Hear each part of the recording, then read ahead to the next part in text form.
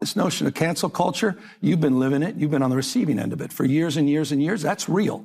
And Democrats need to own up to that. They've got to mature about this. And look, Aaron, those aren't the only times that we found that he used it. He also used it a lot on social media. Look at a few of these right here. You see there, that is a lot of use of Latinx by him for somebody who said that nobody in his office has ever used that phrase. I never thought I'd live to see the day Gavin Newsom actually spit out the truth for once in his life. If you've been rocking with this channel for a while, you know, we've roasted Newsom's lies countless times. Remember his nonsense about the California wildfires? Yeah, that one. Well, shocker of the century. It seems Newsom just flipped the script because a viral clip shows him admitting the truth for the very first time. Unbelievable. I know.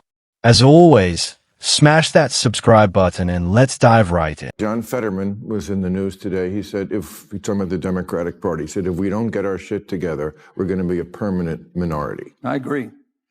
And I see you're doing something about it. I applaud it. I think it's great. You've got this podcast. You're talking to people. You know, it's amazing to me that even that is controversial to some people. They call it platforming. If you talk to someone you don't agree with. Yeah. I feel like this country is divided into owners and healers. People think you can own the other side. Even Bill Maher looks stunned when Nwomi dropped his little truth bomb.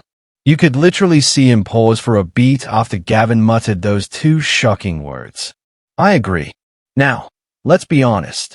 Nobody tuned in expecting honesty from California's slick-haired governor. We were all bracing for the usual marathon of excuses, deflections, and political spin when MR bluntly said, the Democratic Party is teetering on the verge of collapse instead. Nwomi. Yes, Gavin. I never take responsibility. Nwomi actually admitted the party is in real trouble. For a man who's built his career on sugarcoating disasters, that's practically a confession under oath. But here's the kicker. That wasn't the only uncomfortable truth he nodded along to. For once, Nwomi wasn't dodging, wasn't lecturing, wasn't wagging his finger. He was agreeing. And when a professional denier suddenly starts conceding, you know, the cracks in the facade are starting to show. Gavin Newsom owned DeSantis. Yeah. DeSantis destroyed Gavin Newsom. Yeah. Or people who want to talk and heal. And I feel like the next president's going to be, at least if it comes from this party, the Democratic Party, someone who wants to talk and heal. And I feel like we're doing that. Honestly, I don't buy for a second that Gavin Newsom's shiny new podcast is about talking or healing. Come on. This is politics, not therapy hour. What I really see is a carefully staged audition for the big job he's been eyeing all along. The presidency in 2028. Think about it. Newsom knows his image has taken hit after hit in California. Skyrocketing homelessness, businesses fleeing the state, wildfires, rolling blackouts, you name it. So now he's trying to rebrand. He wants to scrub off that slick, slimy, over-polished persona and swap it for the role of a Democratic healer. The guy who's supposedly going to unify the nation. It's calculated. It's scripted and it reeks of political theater. To me, that screams hypocrisy. He's not here to mend divisions. He's here to polish his resume. That's my take. But you tell me, does anyone really buy Gavin Newsom as America's therapist-in-chief? It's really been interesting, the reaction to the podcast. I mean, we had some controversial figures on, I'll acknowledge that, and Steve Bannon, Charlie Kirk, and some others. But you're right. I mean, this idea that we can't even have a conversation with the other side. You have to. They won. Thank you. That's it. Bottom line. And by the way, or the notion we just have to continue to talk to ourselves or we're in the same damn echo chamber. These guys are crushing us. The Democratic brand is toxic right now. Wait a second. Did Gavin Newsom just admit that the Democratic Party is toxic? Because that's exactly what it sounded like. And honestly, I'm stunned. You all heard it straight from the horse's perfectly gelled mouth. The irony here is almost laughable. The Democratic Party has become unattractive not just by accident, but largely because of figures like Nwomi himself, politicians who care more about the photo ops, the polished speeches, and the endless virtue signaling than about actually doing the hard work of governing. California is the poster child of failed leadership under his watch. Yet, he's suddenly acknowledging the rut within his own party. That's rich. It's like the arsonist showing up at the fire scene and saying, "Wow, this place really burned down, huh?" If Newsom is finally calling out toxicity, maybe he should start by looking in the mirror. We had a high water mark 2 weeks ago, and that was a CNN poll at 29% favorability. It's dropped in the NBC poll down to 27%. It's one thing to make noise, but you also have to make sense. And I think with this podcast and having the opportunity to dialogue with people I disagree with, it's an opportunity to try to find common ground and not take cheap shots. I'm not looking to put a spoke in the wheel of their, or at least a crowbar in the spokes of their wheel to trip them up, to your point. And I think it's important. Democrats, we tend to be a little more judgmental than we should. You notice how Gavin Newsom keeps sliding his podcast into the conversation like it's some casual afterthought. That's classic Gavin. Sneaky, slick, and always selling himself. It's the perfect glimpse of who he really is. The textbook definition of a modern Democrat. All words, no results. He'll talk circles around a problem, drown you in polished lines. And at the end of the day, absolutely nothing changes. And did anyone else catch that subtle jab he tossed? Because it sure sounded like a dig at Kamala Harris. Because if there's one Democrat who's perfected the art of speaking without substance, it's Kamala. She can string together the longest, most confusing sentence and somehow say absolutely nothing. So maybe Gavin was being shady, or maybe it was just a Freudian slip. Either way, it exposed the cracks.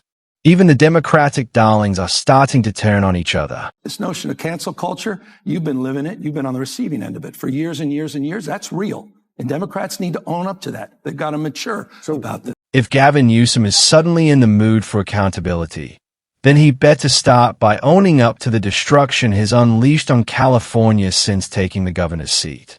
You can't go on national TV, blame Democrats for the 2024 defeat, and lecture your own party about owning up while pretending your own record is spotless. That's hypocrisy at its finest. California under Nwomi has become a cautionary tale.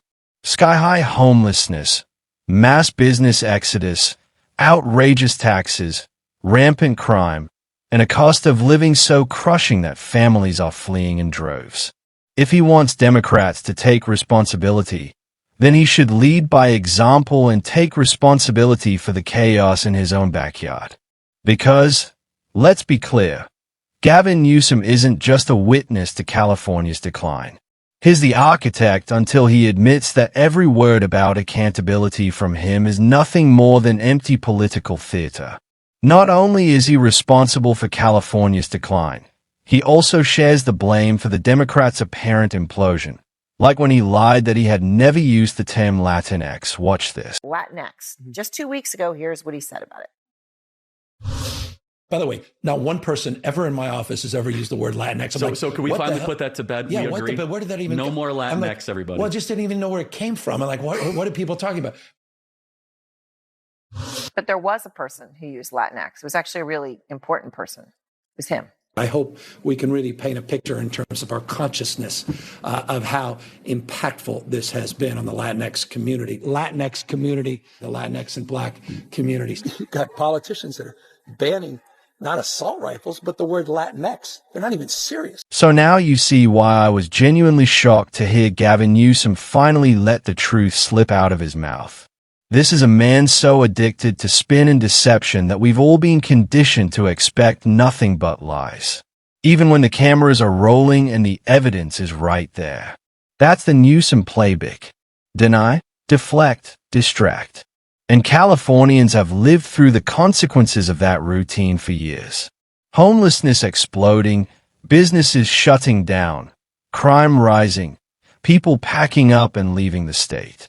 Yet, he still manages to smile for the cameras and act like everything's golden.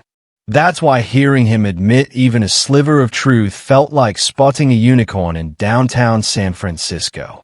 At the end of the day, Gavin Newsom isn't a leader. He's a scam artist in a tailored suit, selling illusions while his state crumbles behind him. Interestingly, that wasn't the only time he used Latinx. And look, Aaron, those aren't the only times that we found that he used it. He also used it a lot on social media. Look at a few of these right here. You see there, that is a lot of use of Latinx by him for somebody who said that nobody in his office has ever used that phrase. So credit where it's due. Kudos to Bill Maher for getting Gavin Newsom to finally drop the mask and cough up a little truth for the first time in his career. That's no small feat. Newsom is usually as scripted as a Hollywood teleprompter. Yet Maher managed to corner him into admitting what the rest of us have known all along. And maybe that's exactly why so many top Democrats steer clear of Maher's show in the first place. They know he's not going to coddle them with softball questions or let them spin endless talking points. He'll press, he'll prod, and sooner or later he'll make them either squirm or confess.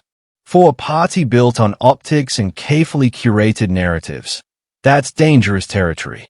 If Maher can crack slick Gavin Newsom, imagine what would happen if he got the rest of the Democratic elite on that hot seat. I was on KBLA yesterday, with my friend Tavis Smiley. I'm an investor and a supporter of that station.